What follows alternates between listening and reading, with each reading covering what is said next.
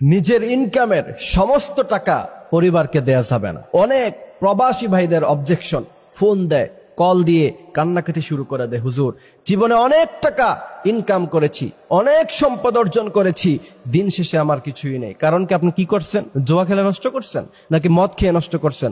বলে যে হুজুর না, জীবনের অর্জিত সমস্ত সম্পদ বাপের কাছে পাঠিয়েছিলাম, মায়ের কাছে পাঠিয়েছিলাম, সেই সম্পদ দিয়ে, সেই টাকা দিয়ে তারা নিজেদের জন্য সম্পদ ক্রয় করেছে।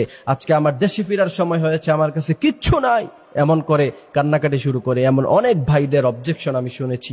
তখন আমি ভাবলাম যে রাসূল করিম সাল্লাল্লাহু আলাইহি ওয়াসাল্লামের এই ব্যাপারে কোন হাদিস আছে কিনা, যে কি করা যায়, সমাধান কি, সলিউশন কি। প্রিয় ভাইরা আমার, আপনি জানলে আশ্চর্য হবেন, আপনি অবাক হবেন যে এমন কোন বিষয় নাই যে বিষয়গুলোর ব্যাপারে রাসূল করিম সাল্লাল্লাহু আলাইহি ওয়াসাল্লাম বলে যায়নি।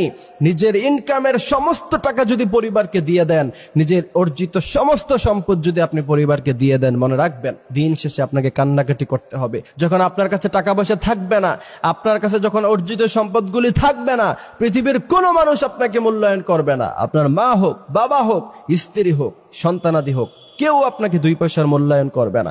এই জন্য প্রবাসী ভাইদেরকে খুব ভালোভাবে খেয়াল রাখতে হবে। বিশেষ করে এই কথাগুলো প্রবাসী ভাইদের জন্য। অনেক কষ্ট করে ইনকাম করে, সাধারণত যারা বিদেশে থাকে, দেশের মানুষদের প্রতি টান ভালোবাসা একটু বেশিই থাকে।